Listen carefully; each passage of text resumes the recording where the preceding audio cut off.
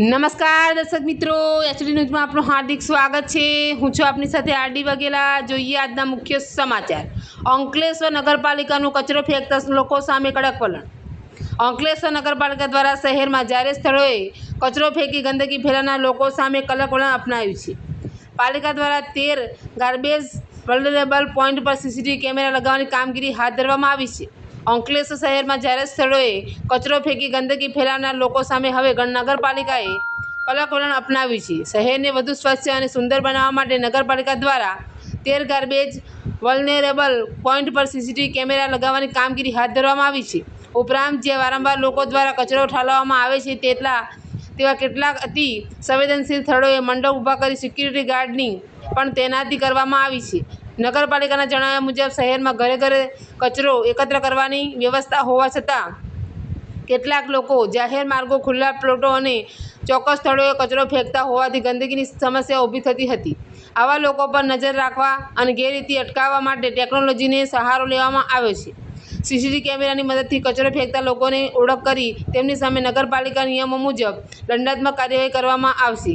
જરૂરી જણાશે તો વારંવાર નિયમોનો ભંગ કરનારાઓ સામે વધુ કડક પગલાં પણ લેવામાં આવશે। બીજી તરફ આ મુદ્દે રાજકીય માહોલ પણ ગરમાયો છે। વિપક્ષે નગરપાલિકાના આ નિર્ણય પર સવાલો ઉઠાવવા જણાવ્યું છે કે શહેરમાં સીસીટીવી કેમેરા લગાવવા અને મંડપ બાંધી ખાનગી સિક્યુરિટી ગાર્ડ મૂકવા પાછળ જાહેર નાણાંનો બિનજરૂરી ખર્ચ કરવામાં આવી રહ્યો છે। વિપક્ષનું કહેવું છે કે આ ખર્ચના બદલે કચરાના યોગ્ય નિકાલ, સફાઈ વ્યવસ્થાના મજબૂતીકરણ અને જનજાગૃતિ પાછળ વધુ ધ્યાન આપવું જોઈએ।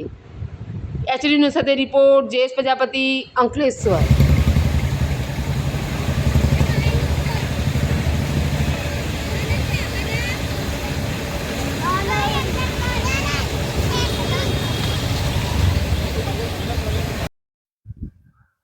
આખા ગુજરાતની નગરપાલિકાઓમાં જે સંશોધન નહીં થયું હોય એવું સંશોધન અંકલેશ્વર નગરપાલિકાએ કર્યું છે। ખરેખર જો બહારના દેશોને બી ખબર પડે કે અંકલેશ્વર નગરપાલિકા એટલી બુદ્ધિ અને હોશિયાર છે તો અહીંયા લોકો તૂટી પડે કદાચ, મારું માનવું છે ત્યાં સુધી। કારણ કે કચરો પોતાની મિલકત સાચવવા માટે વોચમેન રાખવામાં આવતા હતા। અમે લોકો કચરાની પેટીઓ સાચવવા માટે વોચમેન રાખીએ છીએ। તે પૈકીનું જીવીપી ગુજરાત સરકારની એક યોજના છે કે ભાઈ સ્વચ્છ ગુજરાત અને જ્યાં કચરો પડતો હોય તેને સ્વચ્છ રાખવાનું। તો તેના અનુસંધાને કેમેરા ગ્રાન્ટ આપી, કેમેરા મૂકવાના અને એને સાફ સફાઈ કરીને તે જગ્યા પર કરવાનો। હવે તો તે જગ્યા પર વોચમેન રાખવામાં આવે છે, કોઈ કચરો નહીં રાખે। અરે ભાઈ, તમારી આવડ હોય તો કેમેરાની અંદરમાં જે કંઈ આ કચરો નાખતો પકડે તેની અંદરમાં દંડની જોગવાઈ છે અને દંડની અંદર બી કોઈ દાદા લોકો હોય અને તમને નહીં કાઢતા હોય તો CRPC 100 BNS ધારા 133 મુજબ SDM સાહેબની કોર્ટમાં એના વિરુદ્ધમાં કેસ દાખલ કરો।